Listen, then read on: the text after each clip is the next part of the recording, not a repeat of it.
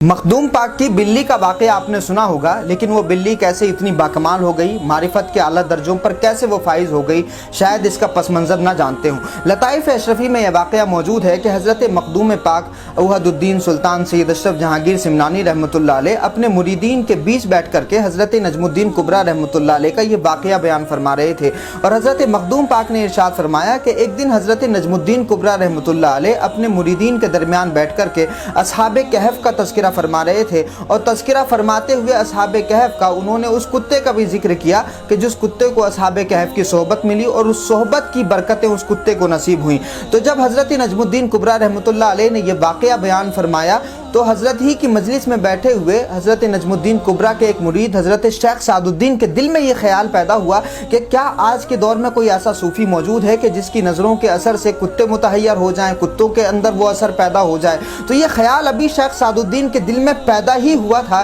कि हज़रत नजमुद्दीन कुबरा रहमतुल्लाह अलैह अपनी मजलिस से उठे और दरवाजे पर आए और एक कुत्ता वहाँ मौजूद था। हज़रत नजमुद्दीन कुबरा रहमतुल्लाह अलैह ने जब उस कुत्ते पर नज़र डाली और गौर से जब उसको देखा तो वो कुत्ता बेहोश हो गया, और जब होश में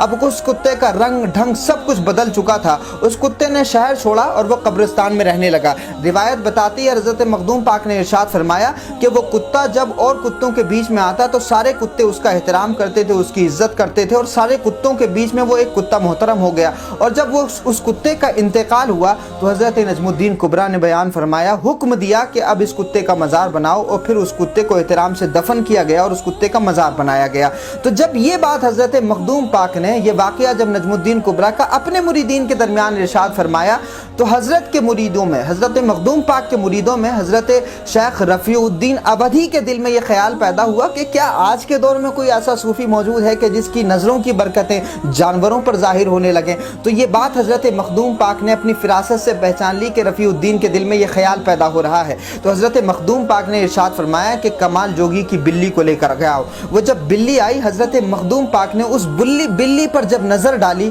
और जब हज़रत ने तवज्जो फरमाई तो उस तवज्जो की वजह से वो बिल्ली बेहोश हो गई। और जब बिल्ली को होश आया तो हज़रत मखदूम पाक के कदमों को चूमने लगी, और हज़रत मखदूम पाक ने ऐसा करम उस बिल्ली पर फरमाया कि मारिफत के फिर जितने दर्स होते थे वो कोई दर्स मिस नहीं करती थी, हमेशा हज़रत की मजलिस में रहती, हमेशा हज़रत की गुफ्तगू को सुनती, और उस बिल्ली के अंदर वो मारिफत के तमाम उलूम भी मुंतकिल होने लगे, हज़रत के इशारों को वो समझती। अब बिल्ली की एक जिम्मेदारी हो गई है कि हज़रत मखदूम पाक के खानकाह में जो लोग आते हैं उन तमाम मेहमानों की तादाद जाकर के वो मतबख में बताया करती थी, और फिर उसी हिसाब से खाना बनता था, और जितने मेहमान आया करते थे उसी के हिसाब से बिल्ली जाकर के म्याऊं म्याऊं कहती थी, और जो किचन ऑफिसर था, मतबख में जो इंचार्ज था, वो समझ जाता था कि आज इतने मेहमान आए हैं। इत्तेफाक से एक दिन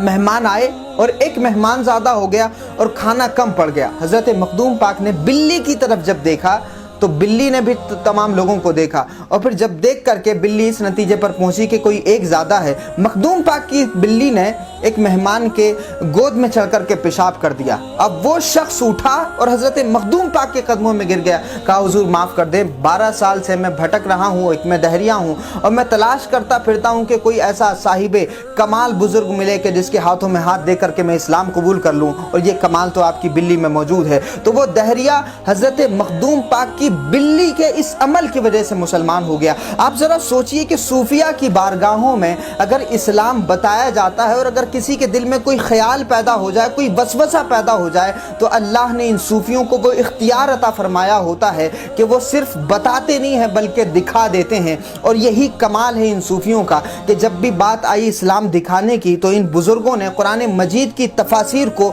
लोगों के सामने दिखाया है, वाज़े किया, और इसी वजह से बंदगाने खुदा इनसे मुतासिर हुए, इनको भी कबूल किया और इनके रब को भी कबूल किया। तो ये पूरा वाक़या है, और ये वाक़या इसलिए बयान किया गया कि बुजुर्गाने दीन की जो निस्बतें होती हैं, बुजुर्गों से मुत्तसिल जो चीज़ें होती हैं, उनकी बेहतरामी नहीं करना चाहिए, उनकी बेइज्जती नहीं करना चाहिए, उनको कमतर नहीं गर्दानना चाहिए। जब हज़रत मखदूम पाक की इस बिल्ली का इंतकाल हुआ तो वो भी बड़ा दिलचस्प वाक़या है कि एक दिन कुछ मेहमान आए थे और उनके लिए दूध गर्म हो रहा था, और उस दूध के बाद में खीर बनने जा रही थी। एक काला नाग उस दूध में गिर गया, और काला नाग जब दूध में गिरा तो बिल्ली ने ये गिरते हुए देख लिया था। हज़रत मखदूम पाक की इस बिल्ली के अंदर इंसानियत के लिए ऐसा जज्बा पैदा हो गया था कि उसने जब देखा कि काला नाग गिर गया है तो किचन के आदमी को बताया, वो समझ नहीं सका और करीब था कि वो दूध खीर बन जाता और वो खीर सब लोगों को सप्लाई हो जाती, सब लोग उसको खा लेते। हज़रत मखदूम पाक की बिल्ली ने अपनी जान को कुर्बान करके तमाम इंसानों की जानों की हिफाजत की